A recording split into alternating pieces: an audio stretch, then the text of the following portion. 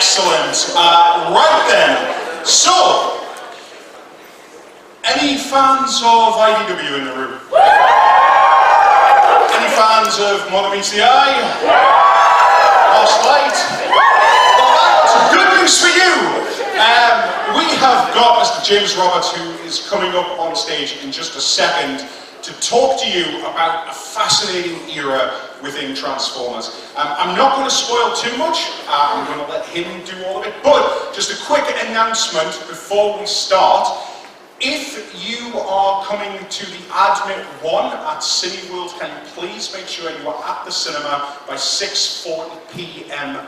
this evening, please. The event will start with or without you promptly at 7 o'clock. Okay? So, let's get this show on the road then. Please welcome to the stage, Mr. James Roberts!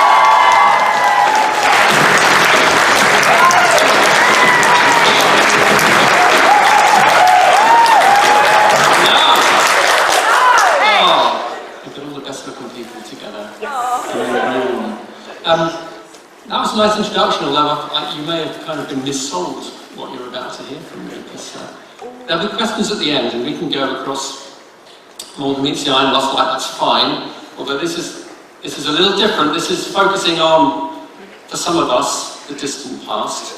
I'm going to talk to you about the period of time when Transformers came closest to dying. And it ties in with this new book, which tells you a lot more about that era and how we kind of climbed back from the brink as fans. But the origins of this book and this presentation, I guess, was in this room a couple of years ago. Nick Roach and Jack Lawrence and myself were drafted in to do a last-minute panel after somebody, wasn't able to do it. And it was just about our journey from kind of fans to professionals, and it struck me as we were answering one of the questions that people of a certain vintage in the early 90s, when the kind of pillars of the franchise began to crumble, the cartoon first, and then in America the toy range and the comic and so on. That was really when it felt, okay, things are packing up for good. But I think that's the only time that will ever happen. Because Transformers now is such a juggernaut and such a pop culture phenomenon that even if, its fortunes may rise and fall, I don't think as fans we're ever going to think that it's on the brink of extinction. But that was not the case back in the early 90s. But I can't summarise the whole book in an hour, so we're going to focus on a little chunk of that era, which, appropriately enough for TFN, is going to be kind of the British fan experience, Britain and Ireland, and what people like myself were going through. And I'm trying to gauge what the average age is in the audience. I mean, there's some of my age, so, near death. Aww. Yeah. And then there's lots of, little innocent, fresh-faced people, just blinking in the light. So that's nice as well. So there's a mixed audience. This is very exciting, actually. I was going to go for the mic, and then I said, I'm going to go for the kind of Steve Jobs type mouthpiece. And I feel very much like Taylor Swift at the O2. Although she focused on the latter half of the 90s Transformers stuff, so it's not that much of a comparison. Right. Okay, so here we go. I'm going to canter through. Dave said to me when we talked about this, he said, you have time for the presentation. I said, I have, but I haven't. So we're going to canter, and then there'll be time for questions at the end. Okay, I don't know if you can read this too well, but this was a letter I got from Hasbro back in August 1990, when precocious young James thought, I'm going to write to Hasbro and I'm going to make some suggestions as to the toys they could bring out in 1991, because that was the type of helpful young man I was. So I'd been into Transformers about 3.5 years by this point, and I don't know if you can read it all, but the reply from Nicola Thomas says, Dear James, Master James Roberts, so Dear James, thank you for your recent letter regarding our Transformers range. Unfortunately, I'm unable to reveal what the range will be for 1991, as we do not know ourselves until January. Therefore, I'm unable to tell you whether any quote-unquote Decepticons will be in the next range. Well, I can assure you, but I didn't write to Hasbro and say, will you be bringing out any Decepticons in 1991? Because I would have been saying things like, oh, the deluxe Insecticons should be coming out, bring them over here and stuff. But they thanked me for my suggestions, and they sent me a little catalogue with that as well. So this was kind of where I was at in August 1990. I was a good few years into the franchise, and I was very fascinated in how there was an American range of toys, and not all of them came to the UK, and so on and so forth. Anyway, we'll start at the very beginning, and then we're going to jump to the end of the 80s. So this was one of the very first adverts for the Transformers comic. It appeared in in-house magazines and trade publications back in spring 1984. And it says, a 4-issue limited series beginning in April. So that's why it's ancient, because in the end the series was delayed and it didn't come out till May. But that's one of the very first kind of print examples of Transformers. And you had these as well. Across the Marvel US comics in March and April 1984, you had these kind of inserts teasing the launch of the comic.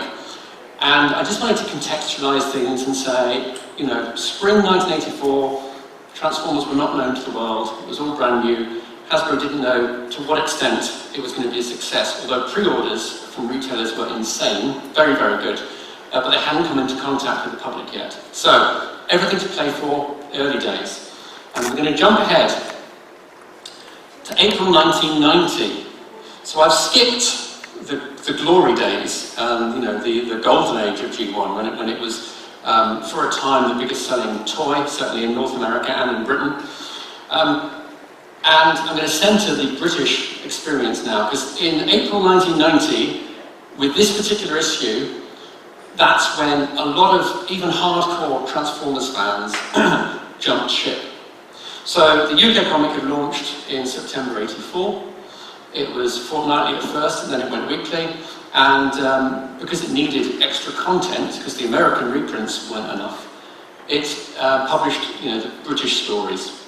Originally 11 pages in full colour.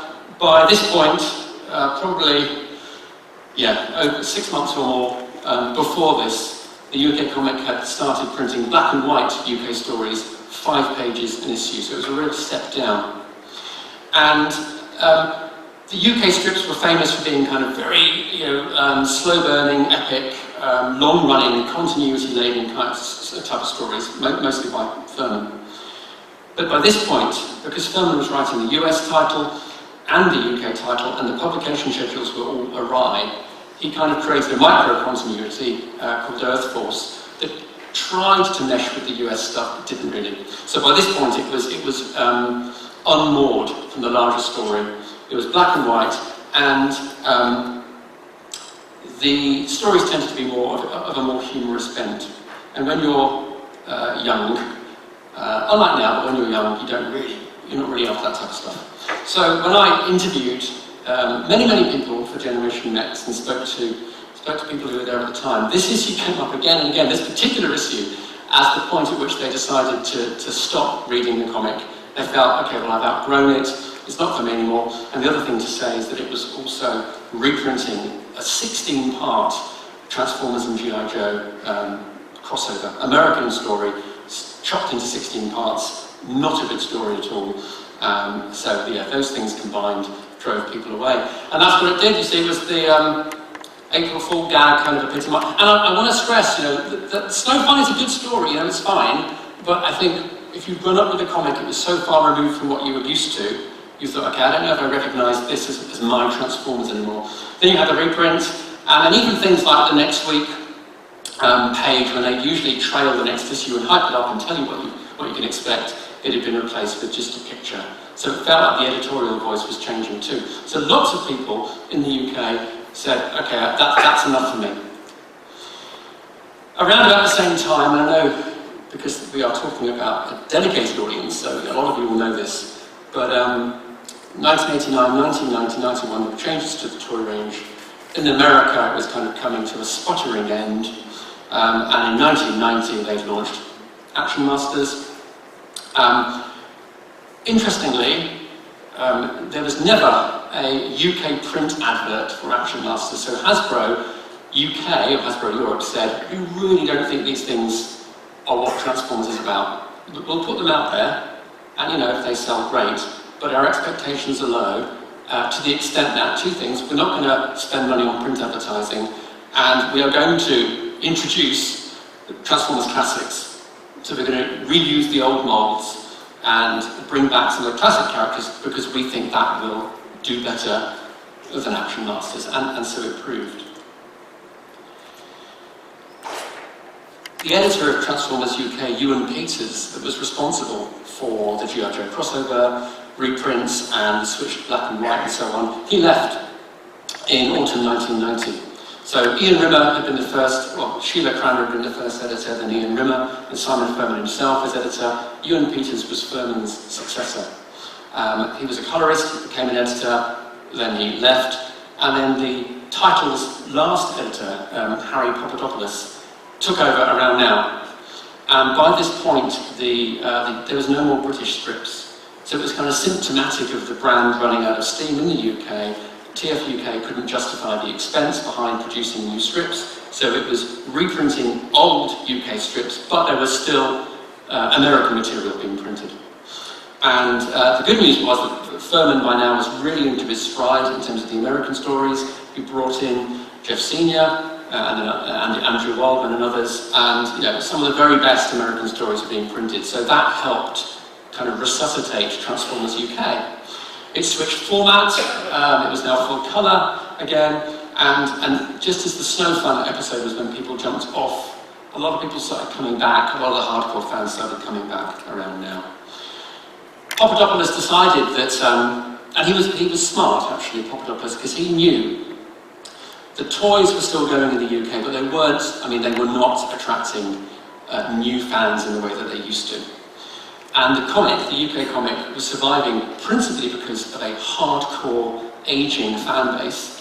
People like me, who by this point were probably 14 years old, and the comic became, under Papadopoulos' editorial tenure, it became a question of holding on to the older fans. So what did he do? He commissioned more painted covers. I mean, some of these are recycled. That one's a very old one for a calendar, repurposed. That's an American one, recolored. But you know, you can see it strikes a slightly more mature balance compared to what had come before. And what you've got there on the left is the last Marvel UK in-house Transformers advert. A repurposed cover, Roland's the Thinker, but it appeared in titles like The Knights of Pendragon, which were definitely aimed at kind of 14, 15, 16-year-olds. And you know, it started having these kind of more impressionistic covers. This is, well, the 21st Century Schizoid is a pun, as I'm sure everybody in the room knows, of a King Crimson song, a King Crimson album track, and probably 0.001% of readers' dads knew what that joke was. But there we go. Right, anyway, so now it gets interesting. So, I'll read this out. We got a little Jason Wagner there from Edinburgh, a little letter. Whatever happened to him, the tragedies that befell Jason, we can't dwell on now, but you know, he pulled back from the brink. Anyway, at this point, the readers knew that the American comic, not all the readers, but enough readers knew that the American comic was coming to an end. And so, uniquely for a British comic, you had a readership that had a sense of the comic's own mortality. Normally these things would just, the comic would just stop, or traditionally you'd get kind of great news inside and there'd be news of the dying comic merging with another one. But uniquely, Transformers UK readers, certainly after letters like these, knew that its days were literally numbered. I can't read it very well. So,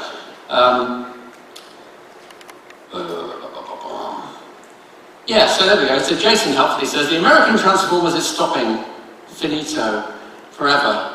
Now the big question, does this mean that UK Transformers will be finishing at the same time? I hope the answer is no.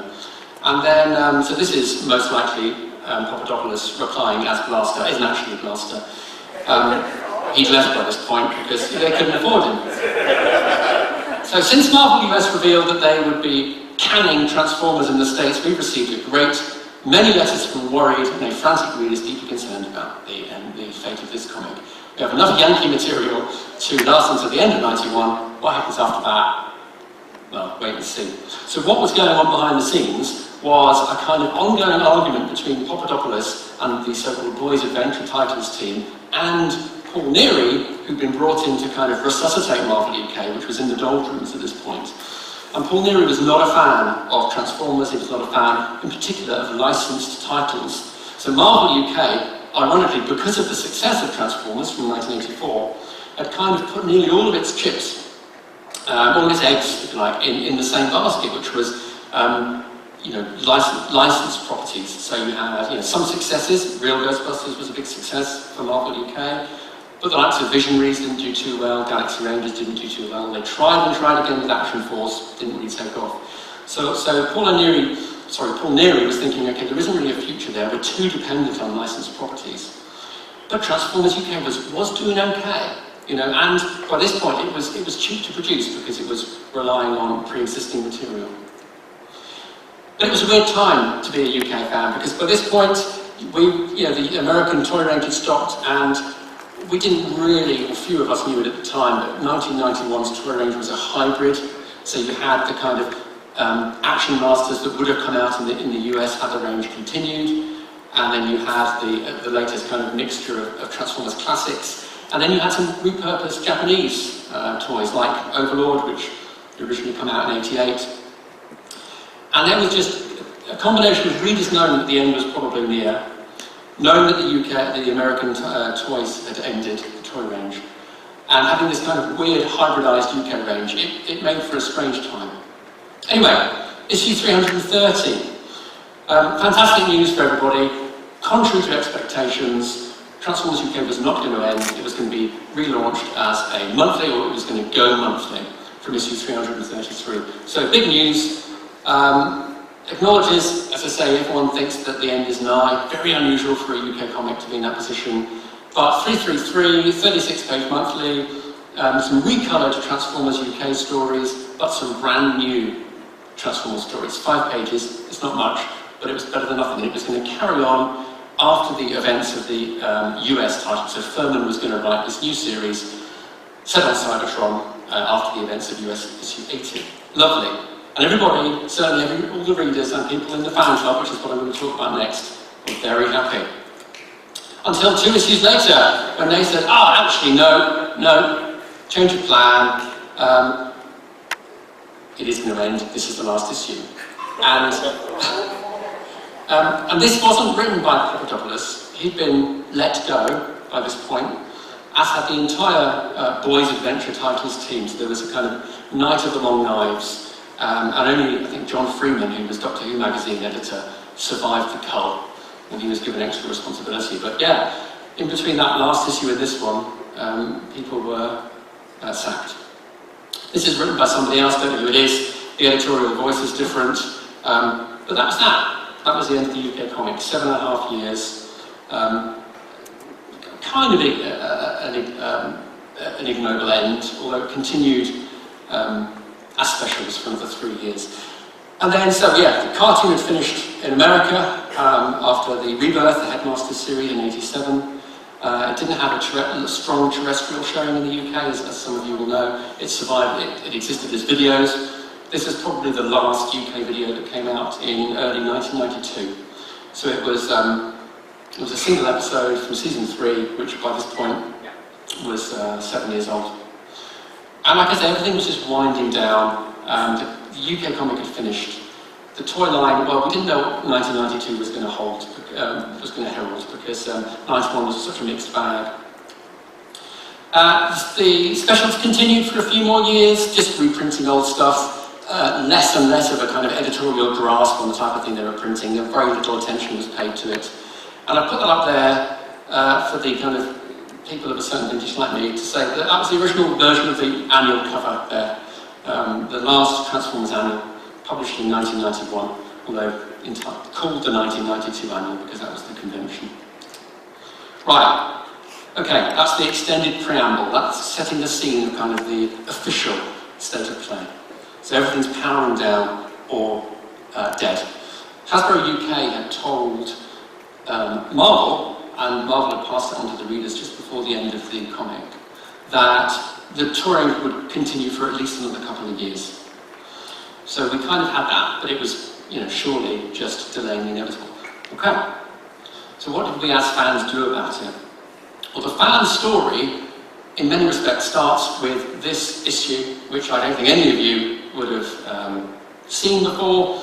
It's from 1940.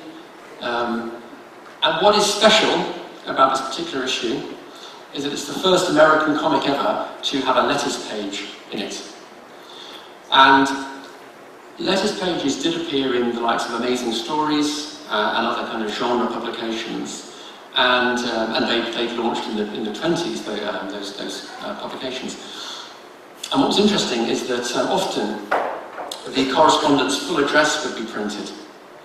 And that enabled other readers to correspond with them and share an interest. And so a kind of community outside of these publications, predicated on a shared interest, but a community began to develop. And in the comics industry, from the 1940s onwards, smart people thought, actually, that's a good way of fostering loyalty and retaining the readership and kind of building a sense of community. So we'll start publishing letters and we'll start publishing readers' addresses in full.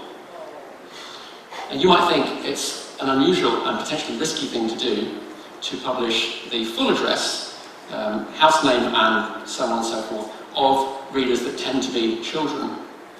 And you'd be right in thinking that, because it is a dangerous thing to do, and there was a concerted campaign in America to stop comic companies doing that, because the campaigners said it would be a way of unscrupulous kind of marketeers to peddle unsavory things to kids. And DC stopped publishing readers' addresses in full, but Marvel didn't. Marvel essentially weighed up the risks and said, actually, we'd rather foster that community of engaged readers, so we're going to keep doing it, thanks. And it never got to the point where it was illegal to do that, so they kept on doing it. So let's jump back to Transformers UK. This is in the kind of doldrums, so to speak, the black and white era, the snow fun era. And before I get to the main letter on this page, I'd like to point to Stephen Mechs, who, yeah. So it's a small world. It's either a small world, or the people that were motivated enough to write into the comic just never really shook it off and just, stayed in the fandom. Actually, the next issue's got a letter from me in it, but there's no point showing you that. It's very earnest. I think I literally say how many toys I've got, so that's the level. So, actually, Stephen, you write a very informative letter there, explaining about 5 Faces of Darkness and so on. But this is the one that matters. This is the one that counts. So you've got Leanne Elliott, an American, writing in to say that she used to be able to get the British comic imported into specialist comic shops, but that's stopped, and she misses it, and she wondered whether any UK readers would be able to help her out. But the most interesting thing in the letter is when she talks about, at the end, an American fan and a member of Transmasters, a Transformers fan club, and she does ask for her full address to be printed, and it is. And that is the point at which organised UK fandom is born, with the publication of that letter from Leanne. And 10 people precisely responded to that letter and wrote to Leanne and said, tell me more about Transmasters and how can I join? And I wasn't one of them. However, in issue 311, there was a second opportunity for people like me. So John Blip Moore, wrote in and said, lots of news for you, there's going to be new Transformers being produced, there'll be a second Universe miniseries, which is like a profile book, there may be a second movie, everyone was obsessed with there being a second movie, and it's amazing actually in hindsight how deluded we were in 1991, thinking, yeah, of course they're going to do, because the first one did so well, There was also a rumour actually in the American fanzines that there was an uncut 10-hour version of the animated, which, even with a rudimentary grasp of how animation works, you'd be thinking that's economically unlikely. Anyway, so John says, in Transmasters, every member has their own universe of events. You are very popular, Blaster. If we joined all the universes together, you have 4 wives and 12 children. So, prefiguring modern fandom in so many ways, I think. Very much. Yeah, true. So, if you'd like to know more, write to me, write to John Moore. And I did that time, and I think it was because by this point it really did seem as if everything was collapsing, and this was the last chance to kind of keep in touch with people when the comic finished. So I wrote to John, and I've still got the envelope that because it was very exciting, because there was, it may seem like nothing, particularly in the year 2025, but getting something in the early 90s with a kind of, in this case, a jazz stamp on it, just made me think, oh my God, there are other people out there that care about Transformers still, like I do.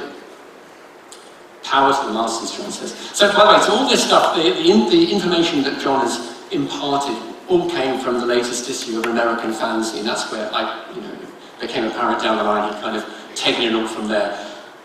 The wives and children thing is because in the American Transmasters in the early days, they didn't have a shared continuity. They each had their own universe.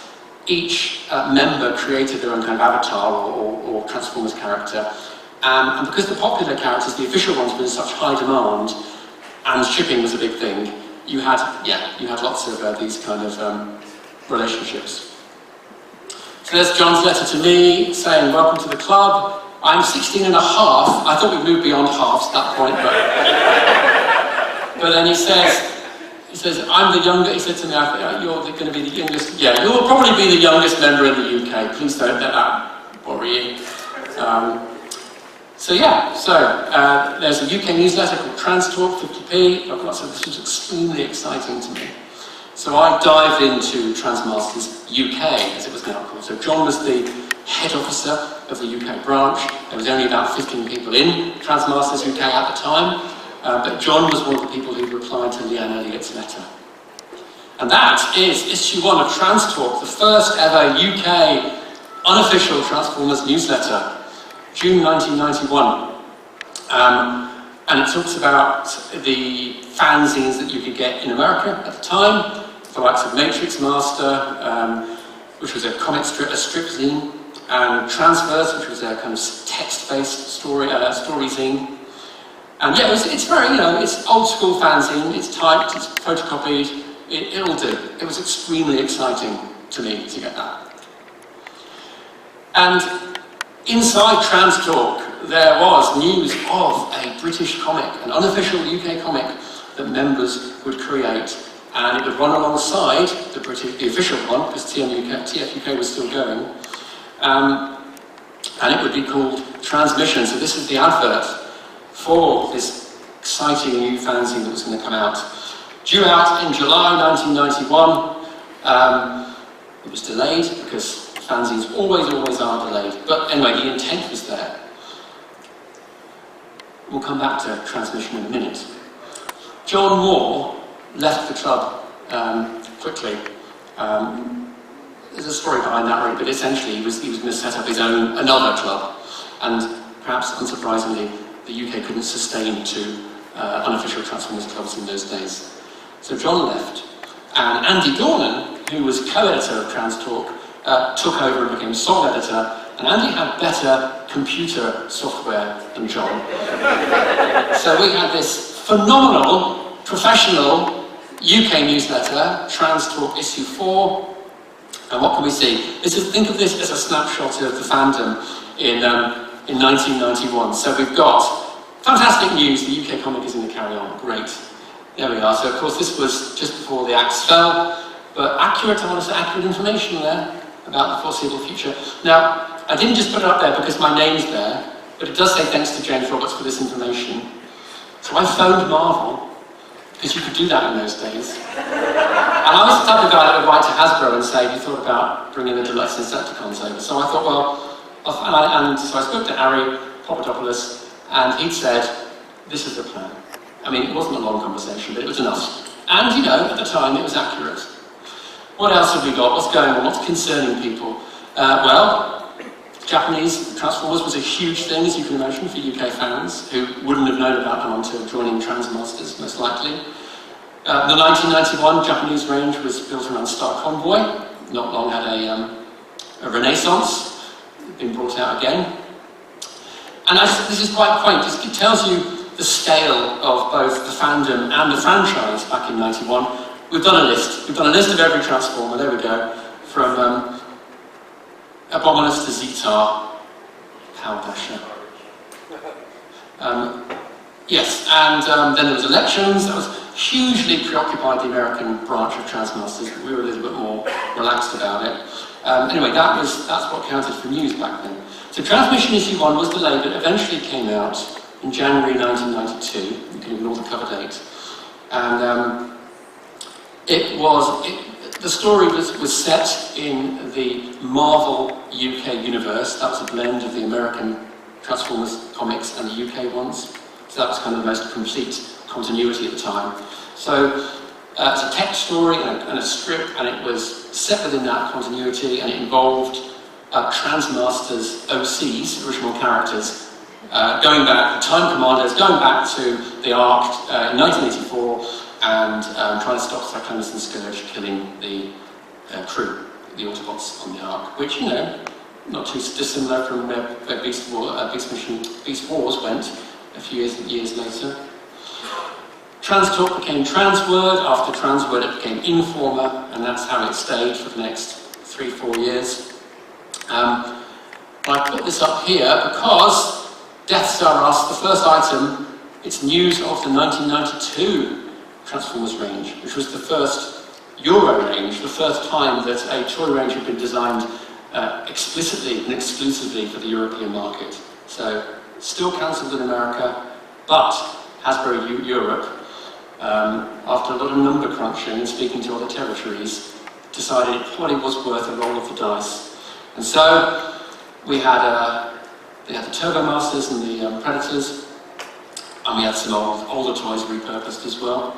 That was the lead item on there, and then of course the confirmation of the end of the comic as well. And yeah, right. So Transmission only lasted one issue because the editor and the creator left with John Moore. And a guy called Matt Dallas, who was one of the first kind of 10-12 people to join the club, an aspiring artist and storyteller, decided that Transmasters UK needed a comic and he would do it. So he produced a story for Transmission, which wasn't printed because it ended, so he decided on the advice of Andy Dornan, who was the new head officer, to make his own comic. And this became Transmasters UK's flagship comic, read by pretty much all the members. And by this point, the membership was growing because the UK comic had finished, and I think, well, I know that people went back over the old issues and saw John Moore's letter and wrote. So, yeah, membership was growing. So, set in 2032, that's Matt's art there. And before we go a bit further into the kind of story side, I just want to show you this. This is what, very much pre-internet, passed as the kind of continuity guide. If you were a UK fan and you were creating fanfic, or you were drawing Transformers stories in the early 90s. So this was just how all the stories fitted together and where you could fit your own stories into them. Transcript went from strength to strength. Matt develops a really kind of far-reaching kind of space epic set on Nebulous, centered on Scorponok, who died in the Unicron War in 1991. By 2032, he was resurrected. Matt had been inspired by the 1991 toy catalogue that you got if you sent off for this wall chart. And in the catalogue was the Action Master Elite Double Punch, which was taken to be Scorponok at the time. So Scorponok was the central character, and Matt made sure that the Predators were the big bad, the villains of Transcript, because he was such a fan of the UK comic, and he knew that if the UK comic had carried on, it would have done the job of promoting the latest toys. It became more and more popular, and Matt became more ambitious with his storytelling, and he reprinted the early issues here, so you've got an advert there from one of the UK zines for the first 6 issues. And because, by this point, not to belabor the point, the Marvel story was dead, the official story was dead, there was going to be no more fiction. So it became, it's up to the fans what to do with it. And so we took that responsibility really seriously. And what Transmasters UK did uniquely was purely collaborative. So we all made sure that the fanfic we were writing complemented existing stories and other members' stories. So we all worked together to kind of expand this grand narrative. And one of the most pressing issues, if you're a fan in these days, was how could Unicron attack in 1991, and how could the movie still happen? And everybody wanted the movie to still happen because A, it was amazing, and secondly, it actually was responsible for Target 2006, which was kind of the most universally beloved of the UK strips. So issue 7 and 8, I think, of Transcript tackled that. Matt won't mind me saying that it wasn't the most imaginative use. It was a mind wipe type of thing. Their memories were wiped, whatever. But it did the job. It put a plaster on it. I started producing my own fanzines around this time. The main fanzine I produced was called Transtext. That's an advert for Transtext, which was, as the title suggests, prose-based. But prior to that, I did a 3-issue mini-series. My first kind of substantial fanfic was the Polyhex Wars, which I did in 1982. And that's back when I used to draw as well. I used to draw Transformers things too. And I rapidly gave up. And that's one thing about joining a club. You see, there's lots of people more talented than you. And I'm not advising that you do this, but in my case, you kind of think, okay, well, I'll stop doing that. So yeah, this was Transtext. It ran for about 18 months. It was an onerous undertaking because there was a lot of, they became very chunky, the issues, and I was using my dad's photocopier to produce them. But we did things like, most of the stories were by me. I'd say about 60% of the stories were mine, other people contributed. We had a continuation of the Earth Force stories, which we've kind of learned to live with by this point. Invasion was a very long story that was eventually reworked into Eugenesis, which was a kind of self-published Transformers novel that I put out in 2001, and which in a kind of roundabout way helped to introduce me to IDW, so the threads are there. And the newsletters continued, so we were now into 92, we were learning about the 1993 range, and we were also learning about this, Transformers Generation 2. Or Transformers the second generation, as it was going to be called back then, certainly as it was referred to in-house at Hasbro. And Andy Dornan, who was still the editor, and a couple of other people in the club had really good contacts by this point. They had contacts within Hasbro, they had contacts within Takara, and most of the kind of news was accurate, it was solid. So this was one of the first times we heard about it as UK fans. The UK club grew and more fiction was produced. I won't go into all of it now, but you had other titles like Pathformers coming out, and they'd be set. You basically pick an underexplored portion of the continuity and you tell stories about it. So Pathformers was set pre-war. It merged with Transstrip, as you can see there. And Transstrip went from strength to strength, and I chose this at cover because it's lovely and quaint, so we're celebrating over 9 years of Transform, not quite 10, but there we are in 93, and I know that makes me feel really, really old. The 9th anniversary. Why did I choose this cover? Oh yeah, okay, so that was confirmation of what was now Transformers Generation 2. We knew that at first some of the old toys would be reissued, didn't know what would follow. There's a lot of rumour in the trans fandom about this 115-episode new series that was going to come out. And it was mentioned in an article in Brand Week, so it had some kind of official ballast attached to it. Couldn't work out what it was going to be. You'll know, some of you, that it ended up being hugely underwhelming. It was just a kind of CGI-enhanced repeat of the first couple of seasons of the American cartoon. But back then, rumour was rife, and there was even talk, and you can't read it, it's too small, but it was going to be Master Force, Headmasters Master Force and Victory redubbed. That was going to be the new adventures of the Transformers. Transformers The Lost Episodes. In '93 was the first crossover within the club, so multiple creators came together to tell a 6-issue story set in the future in the year 1996. I don't know if you can imagine what that would be like, but vastly different to 1993, that's for sure. And while it was running, Transstrip came to an end. So, and very unusually for a fanzine, it ended when it wanted to, and it ended by finishing the story. So you had a 2.5-year story wrapped up as intended. But not before there was collaborations with the American club. So we had Microzone, which was a US story, a US creator that teamed up with Matt. We started to incorporate Generation 2 into what had been, what we thought was a kind of a dormant fictional universe, but now we had to make tweaks. We had to bring in the newly designed Megatron. That's the last issue of Transstrip and the last page of Transstrip, wrapping things up really nicely. And then Generation 2 ended, so that's a panel from the last issue of G2 in America. It lasted 12 issues. They knew that it was going to be cancelled pretty early on. I think it was announced on the letters page in issue 8. And the UK club then was faced with a question. So what do we do? Because surely, if G2 was a miracle, for there to be a reboot, because back in those days, that didn't really happen, with the exception of He-Man. The He-Man reboot had also, or the refresh had failed. G2 was never supposed to happen. Now it's collapsed. Toys aren't selling well. The comic's been canned. That's definitely the end of the road. So the UK club thought, well, we want to keep the story going. So we are going to carry on the American comic. So we have Transformers Generation 2, issue 13, picking up where the story left off. And I'm not going to say much more about this because this really marks the beginning of the golden age of the UK fandom.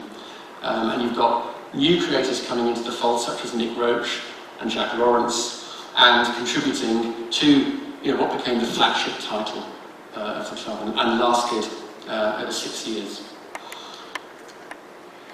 And just to wrap up before I take questions, I showed you the kind of handwritten continuity guide from the beginning of the kind of organised fandom, when it was 95% published stories and a handful of kind of fanfic. Well, this is just one part of the writer's guide that was published in Transformers Generation 2 issue 13. One of several pages, just bursting with all the fanfic, the interconnected, complementary fanfiction that had been written by dozens and dozens of people over the last 3 years. So it had really grown as a kind of cohesive, interconnected universe.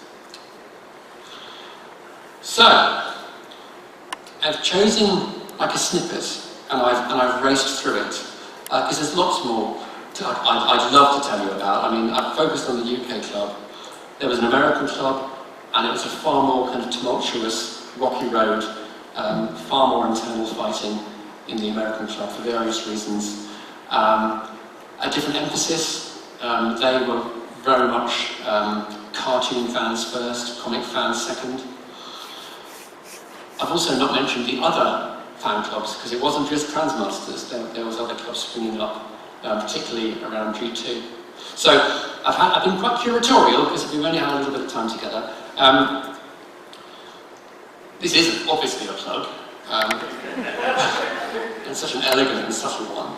But the full story is in Generation Mechs. So what Gen Mechs does, it's not just an analysis of the growth of fandom. It's intended for kind of non-Transformers fans, none of you.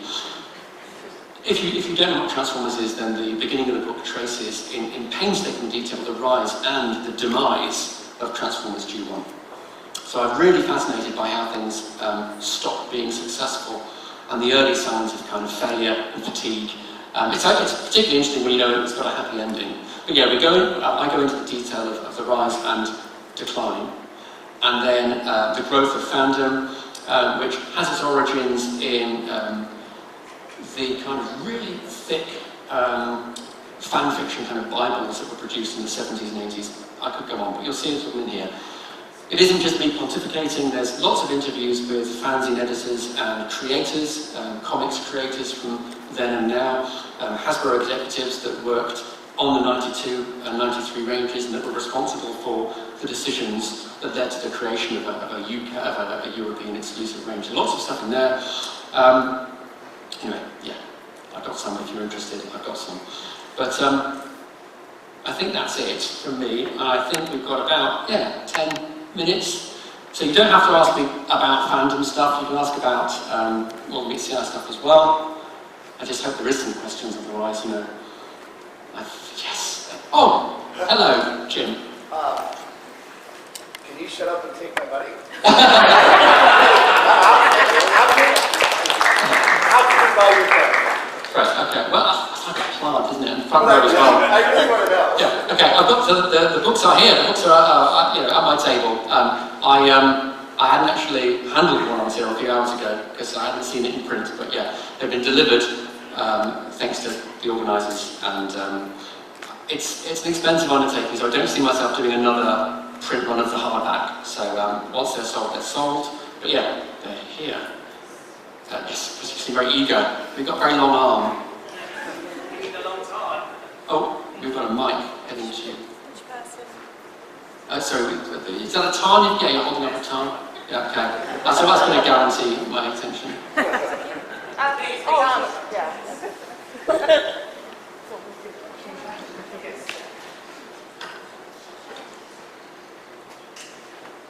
Do you still remember one of our first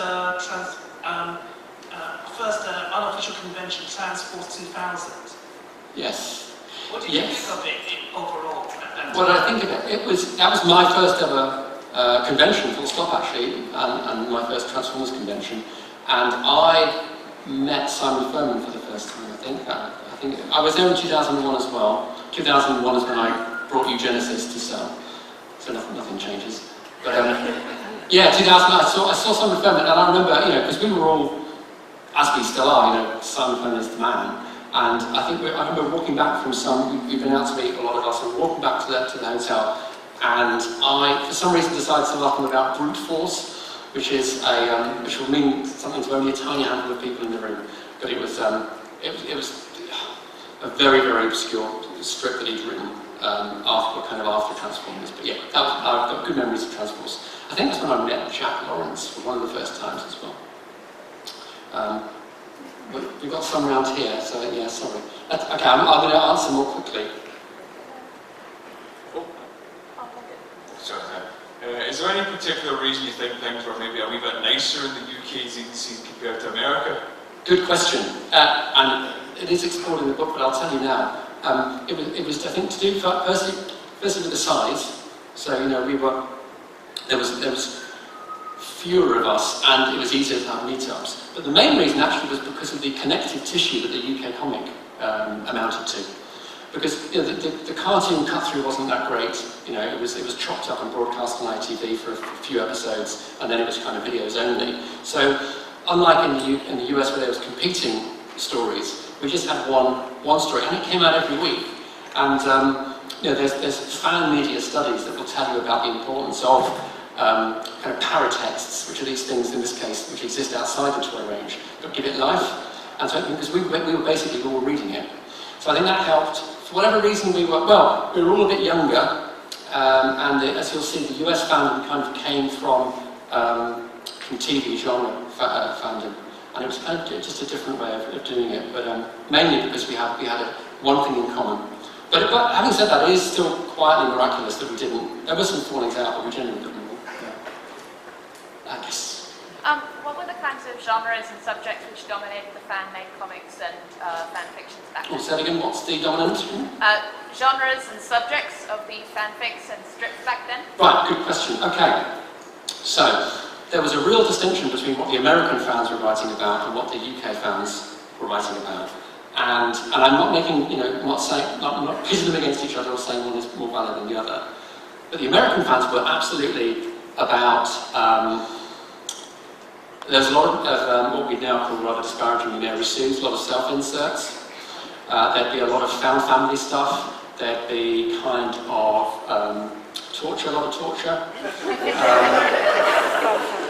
Kind of proto-furry stuff as well. Siblings, telepathy, all the, and all of those things to various extents are still present and correct in fan fiction. But they were very, very front and centre in the US. A lot of Prime Elite One stuff as well. And the UK fans, again, I mean, you can work out why, because you've heard me blather on about it, but we were kind of rooted in the stories of the UK. And there's a whole other conversation about kind of transformative versus curatorial fandom as well. So, the tendency to order and organise and, put things in the right sequence versus a more kind of free-flowing, creative, imaginative stuff. So, yeah. So I'm glad there's lots of questions. I always feel bad then. Right, so there's a couple there, and then there's a chap with the glasses behind. Hi, sorry if my question's really boring. You had a picture of the Transformers and G.I. Joe crossover. Yeah. It did make me think, because obviously crossovers are a thing that come up a lot today.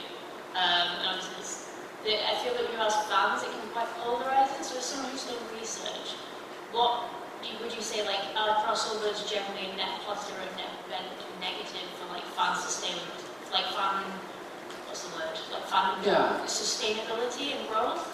So I think two things. One, I think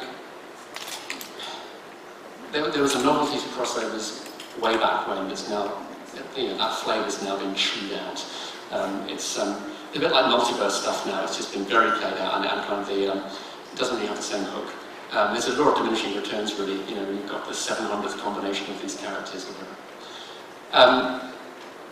And as a personal anecdote to answer your question, when Nick Roach and I did a Revolution, there was a proto-Hasbro-verse thing being built within IDW, so we had all these, you had G.I. Joe and Transformers fine, but you were going to bring in Visionaries, and you were going to bring in Mask, and other properties which maybe Hasbro hadn't owned back in the 80s, but now did. And so Nick and I reunited after Records, and we were going to do a one-shot with the Scavengers, and we had to fold in Mask, and we had to fold in Action Force. And actually, it probably speaks to one of your questions as well. Very well received in the UK, that issue. Not so well received in America, actually, where they felt we were taking the mick. And we kind of were taking the mick. But we were also taking, but it was done lovingly, and it was kind of, and we were, it's not as if we were protecting Transformers and saying, we treat Transformers with reverence, and the other licensed products are like silly. We were saying it's all silly, but it's all great because it's silly. So yeah, I think perhaps perhaps audience reaction depends on their experiences growing up and how they experience the license growing up. But I suppose the biggest argument against, or the most important thing with crossovers is, and it sounds really obvious, but there has to be a reason for telling that story, other than just, wouldn't it be great if these characters and these characters were on the same page? Yes. Thank you for bringing this insightful and amazing presentation, and thank you. Yeah, so if my memory serves me well, in the earlier part of your presentation, it was mentioned that some of the fans quitted Transformers because they didn't recognize the Transformers being the same as what they are familiar with. But then, over the years, Transformers has proven itself to be an IP that's ever-changing.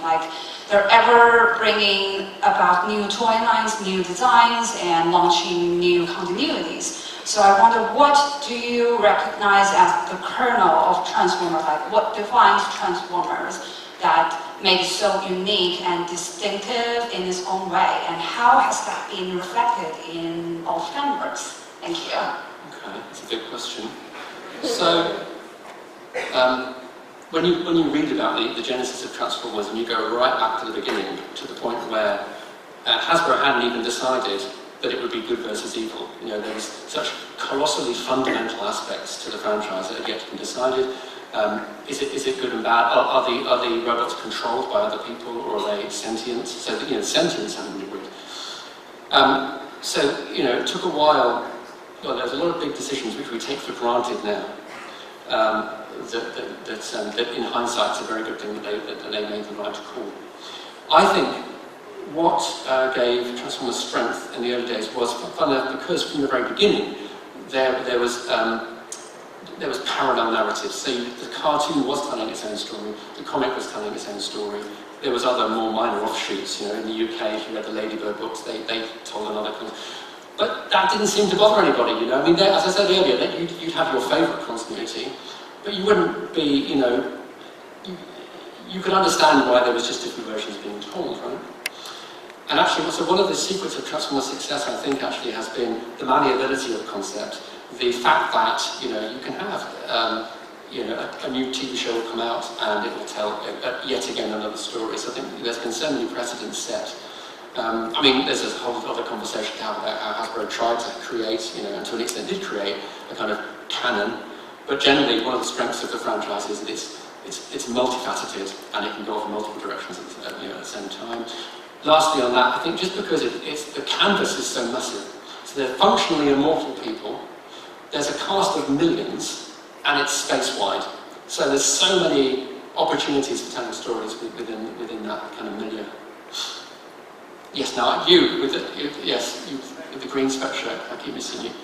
How did the franchise go from something which was being kept alive by fans to something which was, again, commercially viable, something which companies got behind?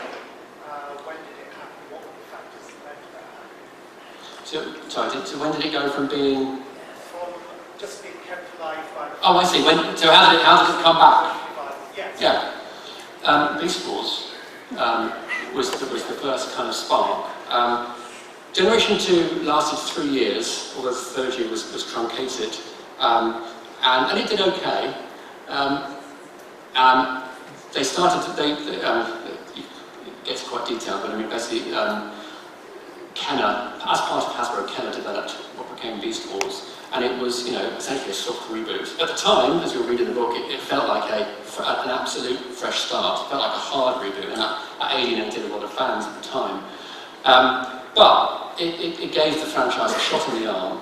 It proved, as I said, it proved the malleability of the concept, because, you know, particularly in the UK and Europe, Beast Wars wasn't heavily marketed as Transformers. It was Animutants and you know, bioweaponry stuff. It was kind of, Transformers, if anything, was kind of relegated to a little symbol on the bottom of the packaging.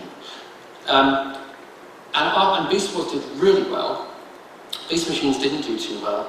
When Beast Machines started to falter, they were Hasbro were already planning what became Armada, which actually is the kind of unsung other key factor in turning Transformers into like an evergreen brand. Beast Wars did well, but could have been kind of a freak occurrence, but Armada, and with it the decision that Hasbro took to always have Transformers out there. They didn't want a repeat of what happened in 91 and most of 92 in America, where there was just nothing. So they resolved that there would always be something, and they kind of built in a, nobody wants anything to fail, but there was a resilience insofar as, okay, well, if this isn't super successful, there'll be something else coming along.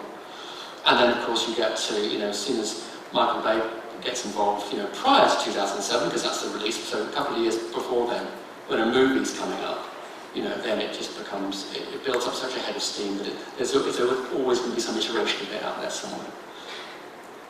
I am sorry. Yeah, that's fine. But unfortunately, we have run out of time. Thank you so much. Everybody give James a massive round of applause.